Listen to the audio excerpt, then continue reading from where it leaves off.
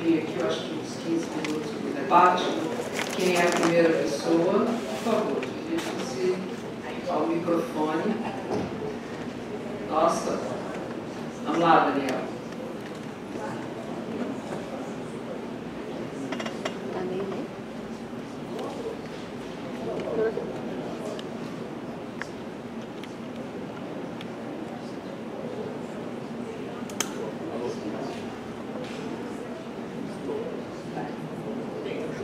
Está funcionando?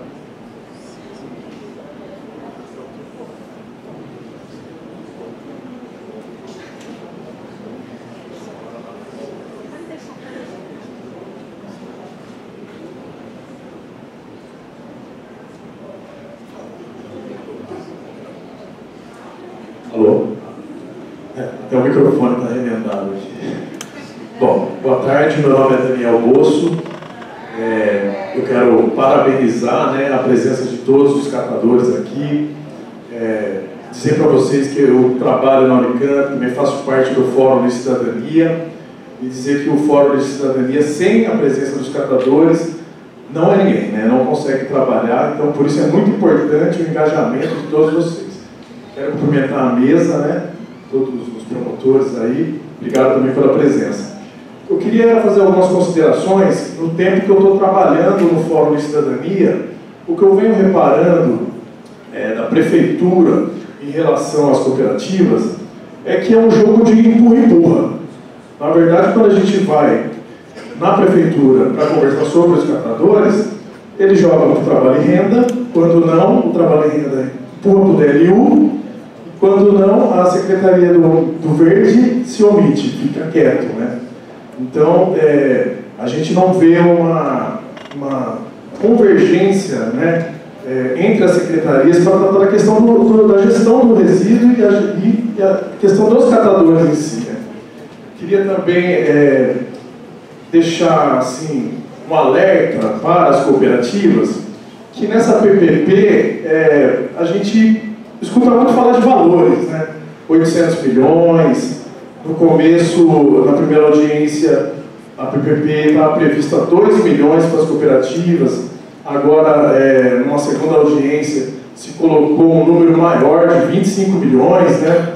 Dizer assim que dentro da PPP não existe uma previsão de quando esse dinheiro vai ser repassado para as cooperativas. E 25 milhões ao longo de 30 anos não é nada, né? Então, que assim, as cooperativas tomem consciência que às vezes a gente vê um número, mas esse número é irrisório perto do trabalho de vocês, tá? Do valor que vocês têm. E que assim, também não existe uma discussão de quais cooperativas vão receber esse dinheiro ou se com esse dinheiro vai ser criada novas cooperativas. Então, esse é um alerta que a gente tem que deixar para que a gente fique muito atento na questão da PPP. Assim, no geral, no município,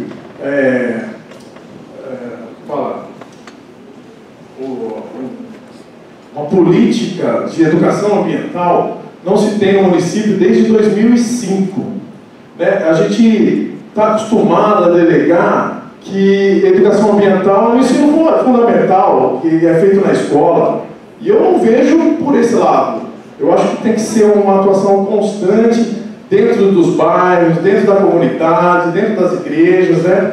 Para que assim, realmente isso possa florescer na cabeça do cidadão e que ele possa realmente ter a consciência do papel que é fazer a educação ambiental dentro de casa também, né? Bom, são considerações que eu deixo aqui para vocês e assim, vim mais nessa fala para deixar um alerta, né, que essa PPP ela pode ser, eu acho, ao meu ver, que ela vai ser prejudicial. 30 anos é um tempo muito longo para se conceder para uma empresa, sem as garantias devidas para a inclusão dos catadores, e que se tiver que ser, que também os catadores estejam incluídos num contrato por 30 anos também, dentro dessa PPP.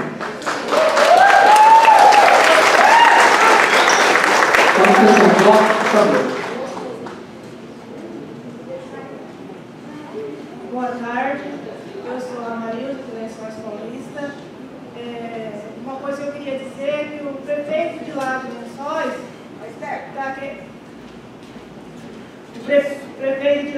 nós lá, falou que está pegando o exemplo daqui de Campinas, né? Não sei qual, para levar os contêineres lá para as ruas e os próprios moradores saírem das casas e colocar esse reciclável nos contêineres.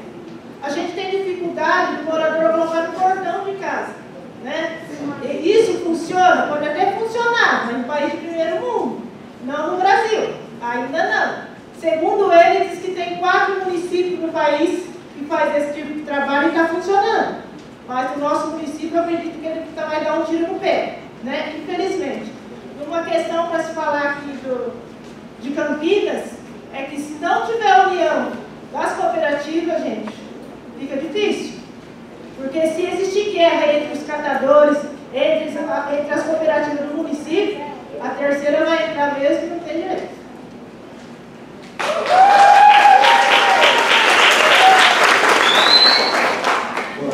Boa tarde, meu nome é Gustavo, eu sou de Hortolândia, uma cidade metropolitana, uma região metropolitana, e parabéns pela iniciativa do Fórum, professor Emília e todos os catadores e catadores, e como os representantes aqui do Poder Judiciário, das instituições que operam o direito.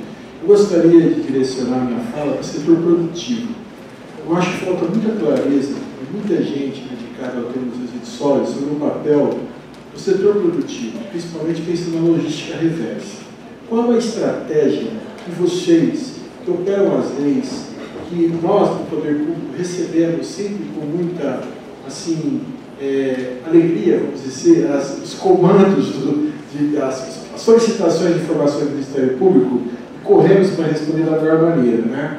Mas assim, o setor produtivo, quando nós vamos ter uma estratégia muito bem direcionada, muito provocativa para destravar os acordos setoriais que não estão sendo executados e melhorar os poucos que estão em execução.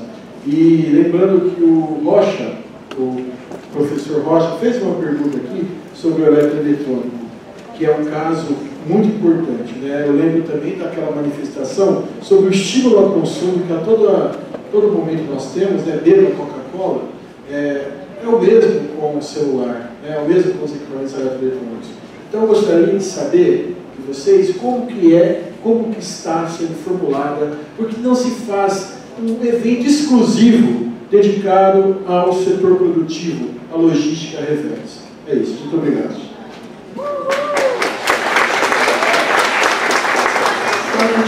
Doutor Cristiane, só gostaria de virar a mesa, por favor. Acho que por aqui é mais fácil. Me desculpa a indelicadeza de não ter chamado antes, doutor. Então, meu puxão de orelha aqui pelo celular.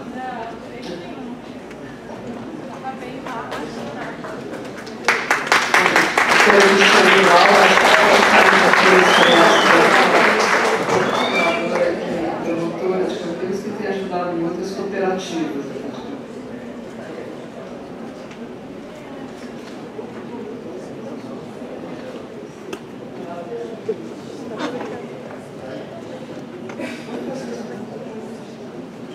Pode vir a próxima, a gente vai fazer um blocão aí depois responde.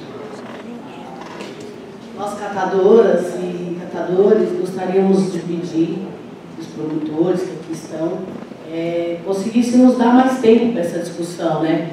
Porque foi anos e anos de trabalho, né? De não avanço na questão do resíduo para os catadores. Porque agora tem tanta pressa, né? De implantar PPP. Em um ano de discussão, Mara, 2 anos, não, foi uma vida inteira. Foi toda uma geração minha que foi catadora. Então eu peço a vocês que estão nesse processo de pensar e amadurecer, porque nós, catadores, podemos contribuir com essa construção, mas não dá para simplesmente empurrar, como todo o processo que é feito pelo poder público, goela abaixo. Porque nós fazemos parte, sim, contribuímos e temos muito para contribuir nessa discussão. Então eu acho que tem que acalmar os ânimos daqueles que são os maiores interessados, que com certeza não é os catadores, para levar essa discussão com mais tempo, com pessoas que estão mais preparadas, com outras organizações, principalmente com a empresa privada, né, que tem nos explorado durante esses anos. Eu acho que é o momento de vocês também acalmarem esses ânimos e pensar que a gente faz parte dessa discussão e que a gente precisa de mais tempo para elevar esse debate para que ambas as partes saiam satisfeitas.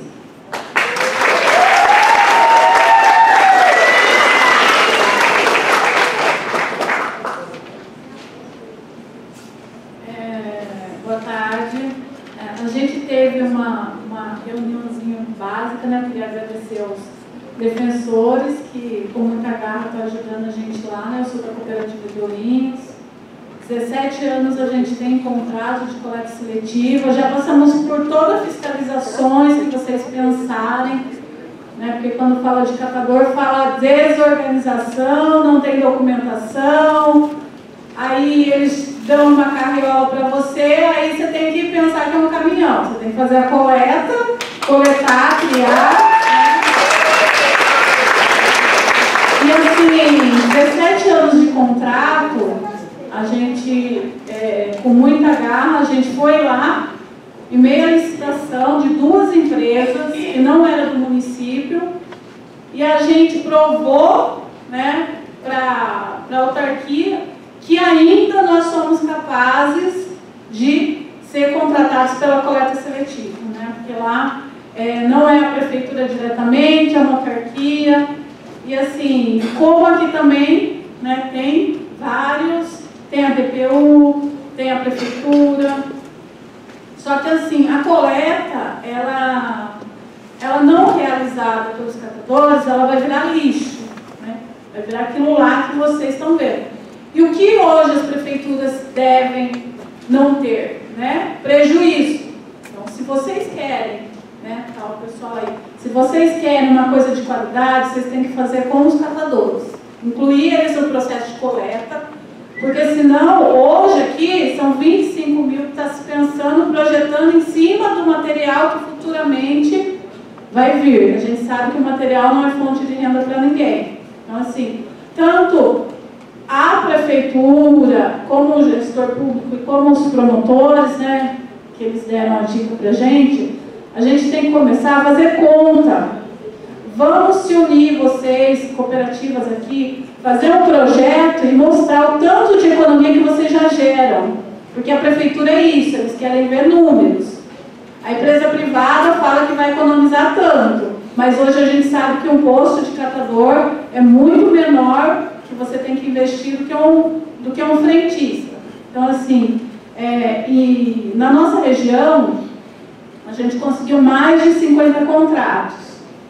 Não foi falando de aceitar a goela abaixo, e sim de mostrar, né? Eu acho que assim, acho que essa casa aqui é um espaço, mostrar a força e mostrar uma coisa que a gente já tem organização. Porque se a gente já estava no meio do lixão, né, vendendo aquilo que para muitos era lixo e não tinha valor comercial, então a gente já fazia economia lá dentro. Então eu queria perguntar para os defensores, para os promotores, né, e dizer que a mesa está bonita, né? Está bonita, tem uma mulher a mais, né? Então isso contempla a gente como catadora. E pensar isso, né? Pensando assim, a gente vai lá, faz a coleta e aí sobra o rejeito, o resíduo. Porque o que está em questão não é a seletiva, o que está em questão é o rejeito e é o resto que sobra. Lá em Ourinhos, eles estão descontando da gente, eles estão jogando a responsabilidade na cooperativa pelo erro da prefeitura, porque eles não apoiam a conscientização, eles não apoiam a educação ambiental. Por quê? Educação ambiental, você vai ter contato com o povo, vocês têm que aprender que quem dá força para a cooperativa, para os catadores, é a população. Então, assim, a gente está brigando, vamos brigar, porque eu acho que quem tem medo da luta não nasce. Então, eu acho que é isso. Eu queria perguntar para vocês, né, enquanto promotoria lá, qual que é a visão? Porque o gestor público é responsável pelo resíduo. A gente é contratado para fazer a coleta.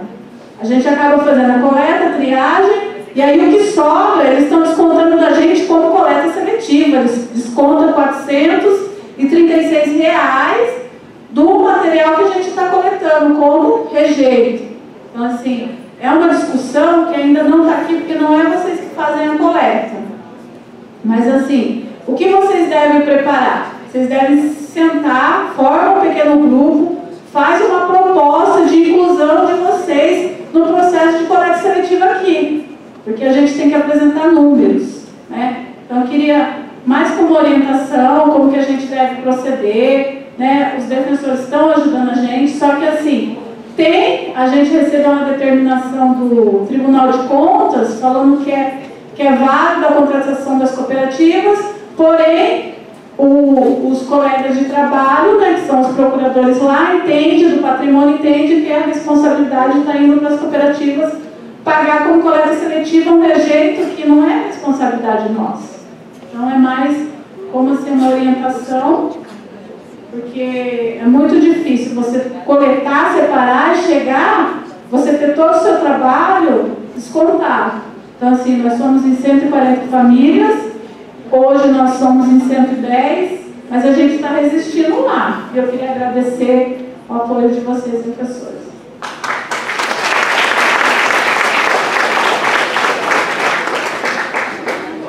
Pronto? Mais alguém, então, por favor? Quem começa?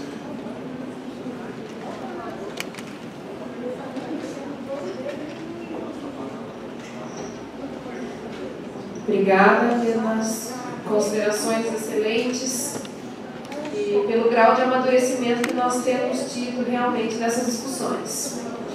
Eu gostaria de frisar alguns pontos que foram colocados aqui, que eu acho que são fundamentais.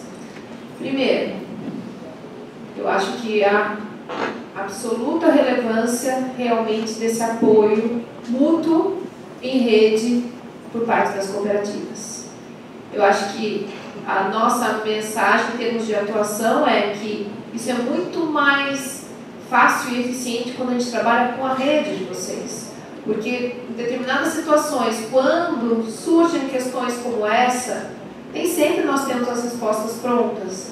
Então, é importante nós sentarmos, dialogarmos, verificarmos as experiências, porque esse já é o passo a passo de quem já está mais adiante. E aí nós vamos corrigindo no início da cadeia, né? Por exemplo, a primeira questão que eu faria é, se já são contratados há 17 anos, o que diz esse contrato? Que, com certeza, há que se ter uma previsão na contratação em relação à situação dos rejeitos. E aí, por exemplo, não tem cabimento se descontar, se esse rejeito foi causado por ineficiência da cooperativa, é uma questão. Agora, se porque se trata de um reciclável que não tem comercialização ou porque realmente ele tem um preço não compatível com a destinação, realmente fica uma situação bastante complicada atribuir esse ônus à própria cooperativa. Então, acho que isso é algo que tem que ser realmente pensado e passa pela discussão realmente da valoração. Chama atenção para um outro aspecto. Nós temos alguns municípios em que a cisão, a fragmentação das etapas que envolvem a reciclagem também acabam sendo muito complicadas. Por exemplo, se a parceria público-privada ou a contratada faz a coleta porta a porta, o transporte e só destina para a cooperativa e a cooperativa faz a triagem e a destinação, gente, onde nós temos tido contato há um ponto de conflito. Porque quando sobra daí esse rejeito, de quem é a responsabilidade? Veja como isso acaba ficando muito mais comprometido. Será que a educação ambiental de quem está fazendo a coleta no porta a porta vai ser tão efetiva quanto se as cooperativas assumirem desde o início da coleta, transporte, triagem, destinação? Porque é desse produto final que advém os ganhos mais substanciais das cooperativas. Então, realmente, algo que tem que ser pensado nesse planejamento e até no próprio custo é realmente dos problemas que são inerentes à fragmentação dessas diversas etapas.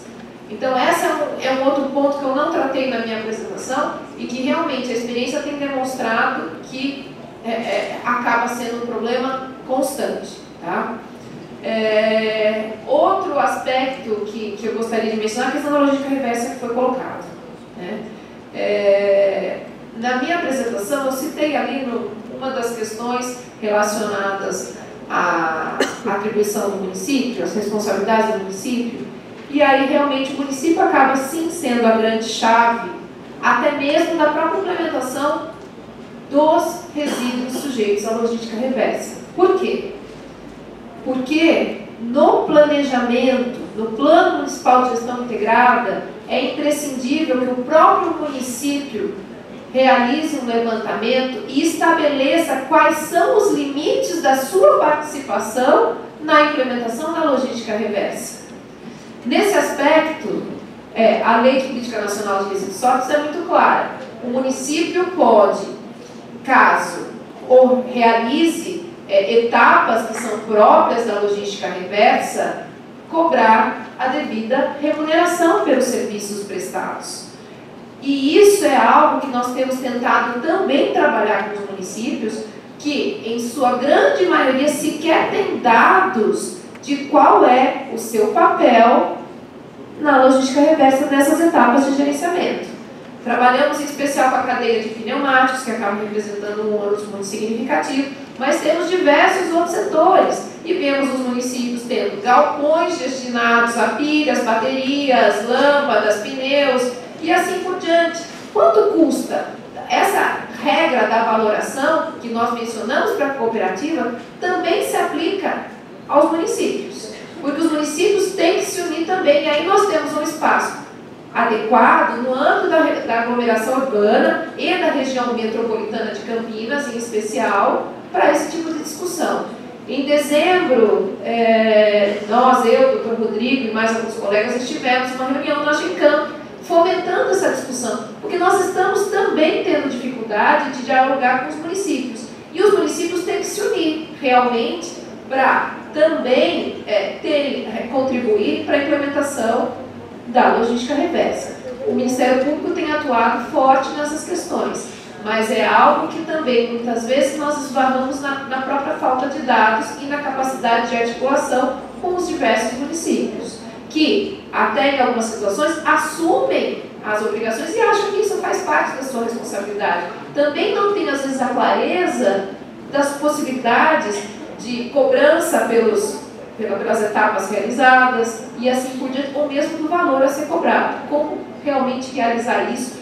E aí nós fomentamos até a notificação dos diversos segmentos para daí nós conseguirmos todos nos articular e tentar viabilizar essa situação. É urgente, gente. Eu falo, esse ano, próximo ano, eu acho que é um ano assim que nós já temos maturidade mais do que suficiente para implementar a logística reversa na nossa região. Isso é ônus, é algo que está sobrecarregando os municípios, quando na verdade eles deveriam estar fazendo, e muito bem, é a coleta seletiva dos resíduos sólidos urbanos.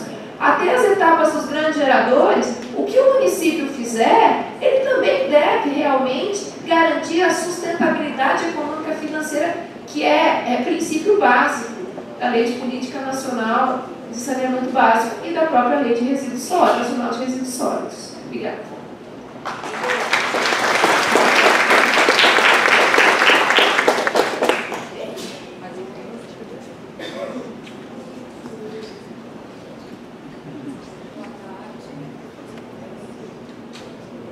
Boa tarde.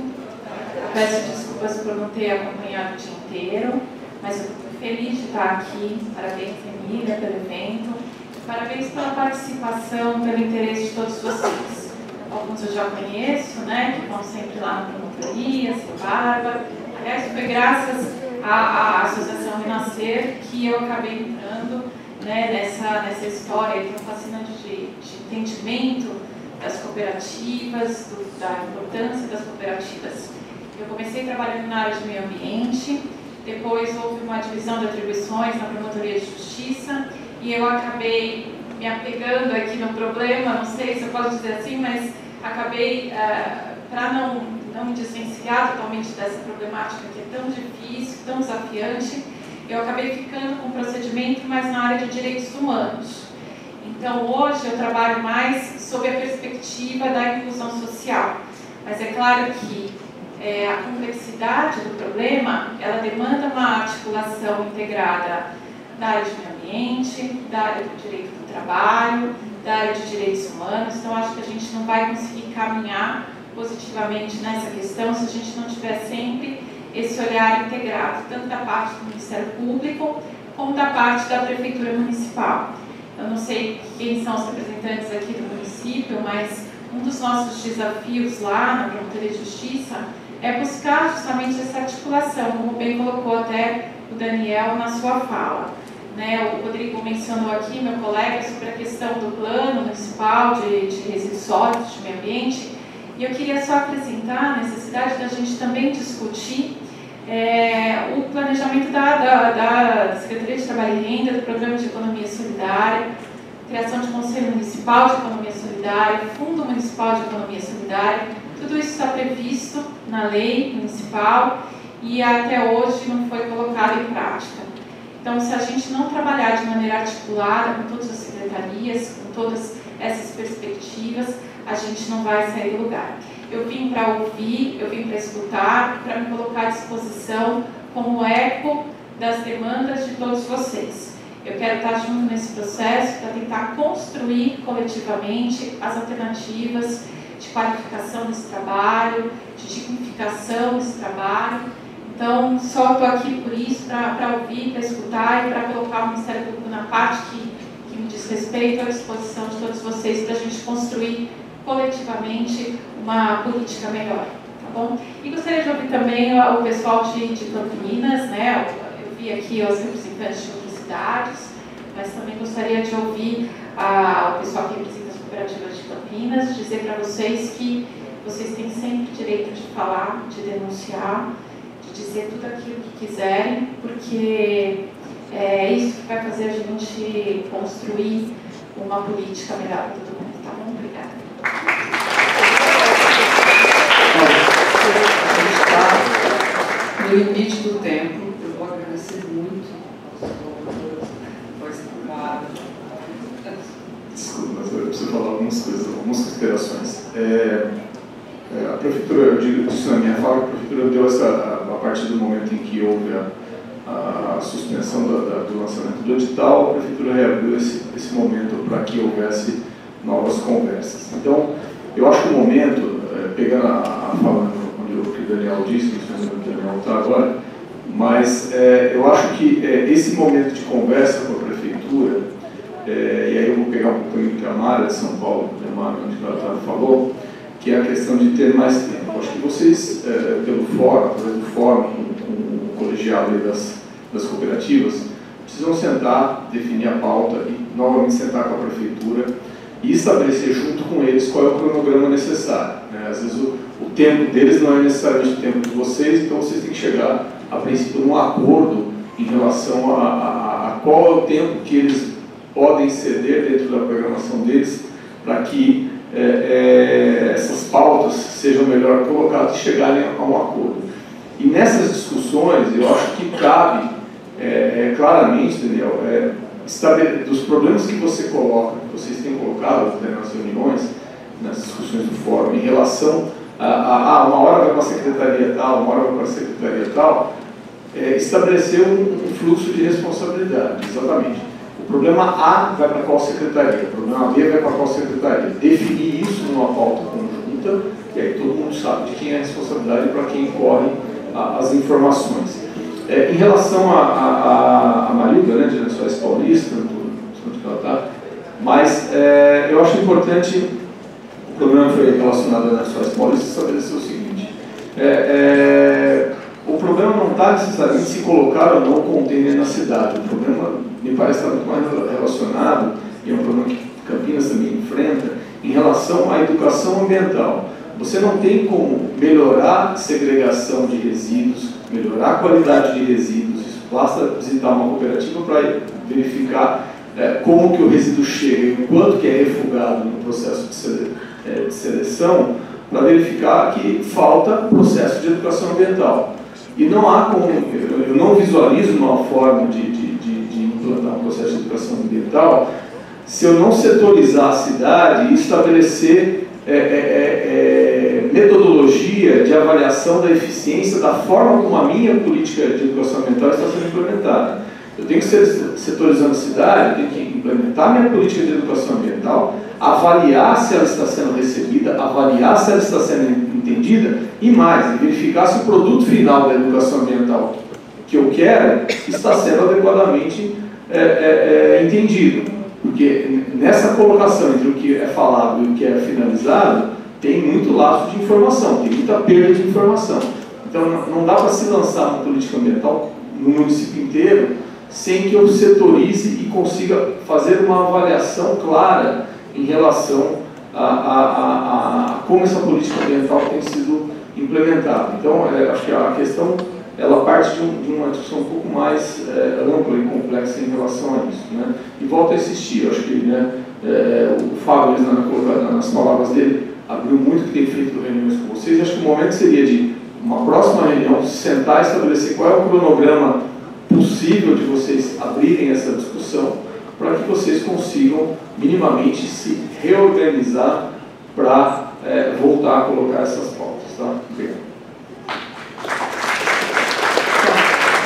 Muito obrigada, Fernando. A gente está com um prazo super espremido aqui. Eu queria agradecer a todos os promotores, aos defensores. Eu acho que são parceiros fundamentais nesse processo. Acho que o que a gente ouviu aqui agora à tarde vai nos dar mais um fôlego, né? E várias direções diferenciadas. Acho que, e uma direção mais ordenada, né, de caminhar, para a gente poder, de fato, fazer a diferença e ter uma gestão, que eu acho que Campinas tem todo o direito, tem todas as condições, e ter uma gestão de resíduos totalmente inclusiva. Bom, eu queria agradecer a todos vocês, espero que vocês possam participar agora da discussão. Há um documento para o pessoal.